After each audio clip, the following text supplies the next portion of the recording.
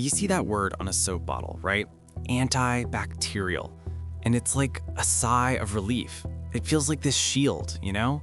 An extra layer of protection in a world that's, let's be honest, full of germs. We buy it for our families, for our kitchens, for our peace of mind.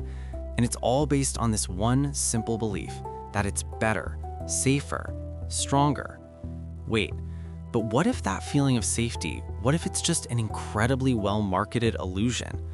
What if the very product you trust to keep you healthy is not only, well, failing to do its job, but is secretly fueling a global health crisis? Stay with me, because today we're not just talking about soap. We are uncovering one of the biggest deceptions in modern consumer history. I'm going to reveal the hard, science-backed reasons why you should probably never use antibacterial soap again. And I mean it. What you learn today will change the way you wash your hands forever. All right, let's dive right into the core of this. So, point number one, the whole promise of antibacterial soap, it was basically a scientifically proven marketing myth. For decades, we were sold a story, and the story was that these special chemical agents, most famously one called Triclosan, made these soaps vastly superior to, well, to plain old soap and water. I mean, the marketing was absolutely brilliant. It tapped directly into our primal fear of getting sick. The label screamed, kills 99.9% of germs, and honestly, who wouldn't want that?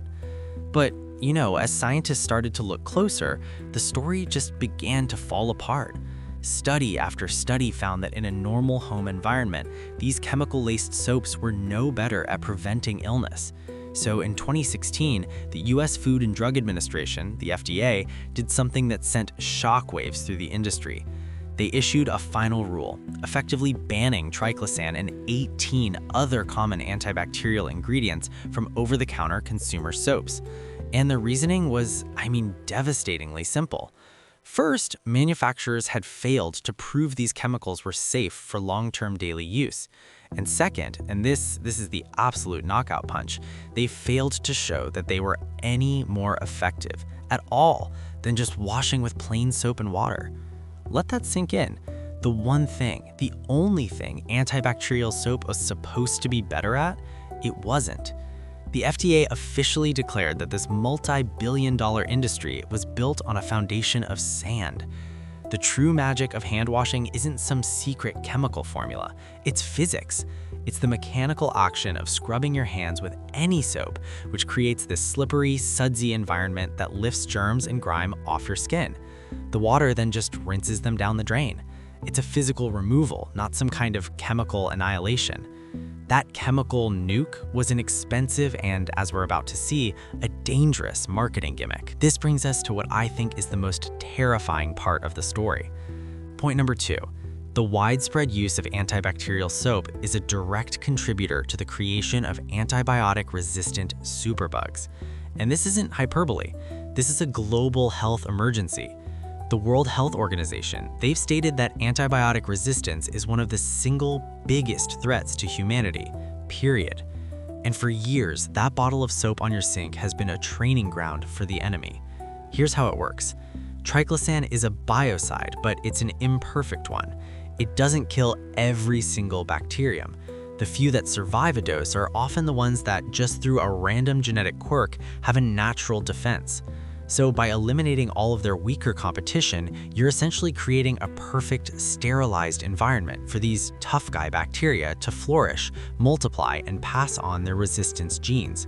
It's basically a boot camp for pathogens. There was this Harvard study published in the journal Antimicrobial Agents and Chemotherapy, and it provided a really chilling demonstration of this. Researchers found that bacteria briefly exposed to non-lethal amounts of triclosan were up to 100,000 times more likely to survive a lethal dose of a medically critical antibiotic. Let me say that again, 100,000 times. So by using that, quote, extra safe soap, you're potentially cultivating a strain of bacteria right in your own home that, look, if it causes a serious infection, it could be virtually untreatable by modern medicine. every time you use it, you're rolling the dice. You're gambling with the future effectiveness of the drugs that save our lives after surgery, during cancer treatment, or from a simple infected cut. The tool we thought was our shield was actually sharpening the enemy's sword. And the damage doesn't stop there. It gets even more personal. Okay, so let's talk about what happens inside your body. Point number 3. The active ingredient, triclosan, is a known endocrine disruptor. An endocrine disruptor, that's a scientific term for something that, well, it seriously messes with your hormones. Your endocrine system is your body's master command center. It's this delicate network of glands producing hormones that regulate your metabolism, your growth, your mood, your sleep, your reproductive health. Basically, everything.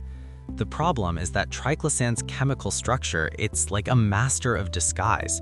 It looks alarmingly similar to some of our own hormones, especially our thyroid hormones. And because of this mimicry, it can wreak havoc on your internal signaling. A comprehensive review in the Journal of Toxicology and Environmental Health compiled the evidence from numerous animal studies, showing that triclosan exposure can lead to a significant drop in crucial thyroid hormones. Why should you care? Well, your thyroid is the gas pedal for your body. When it's not working right, you get this cascade of issues: fatigue, brain fog, unexplained weight changes, depression, hair loss. The FDA cited these potential hormonal effects as a key reason for the 2016 ban.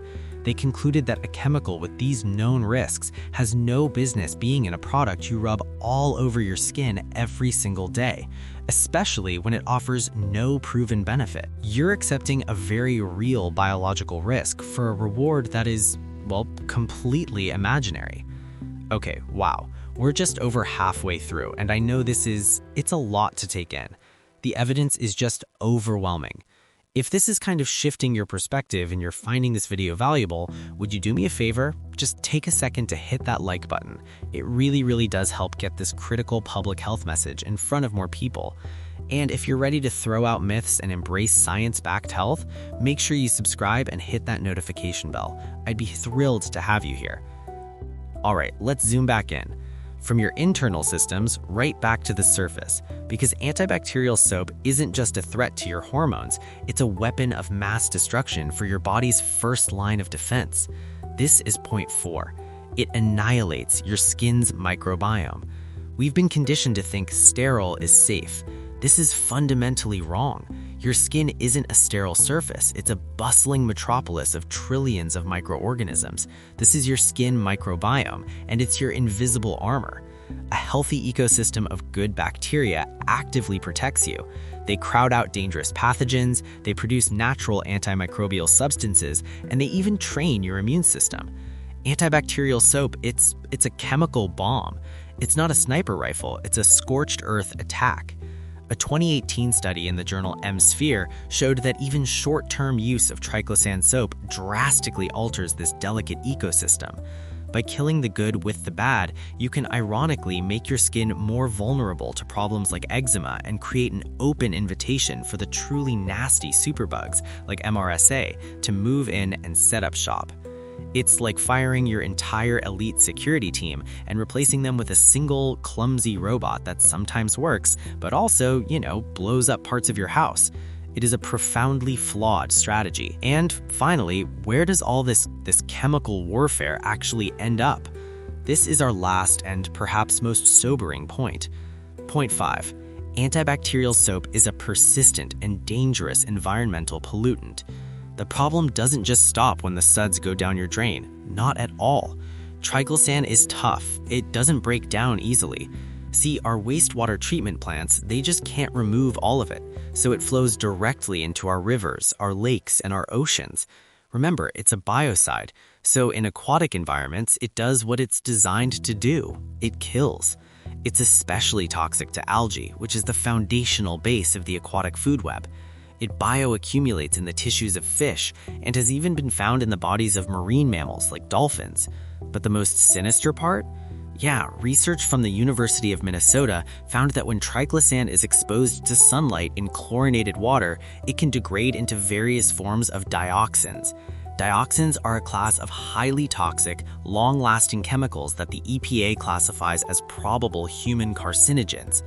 Our collective obsession with clean hands has been actively contributing to the creation of cancer-causing chemicals in our environment. It's a horrifying feedback loop. We wash a toxin off our skin, it goes into our water supply, contaminates our environment, and potentially comes back to haunt us. It's the ultimate example of a seemingly small choice multiplied by millions, creating a devastating global impact.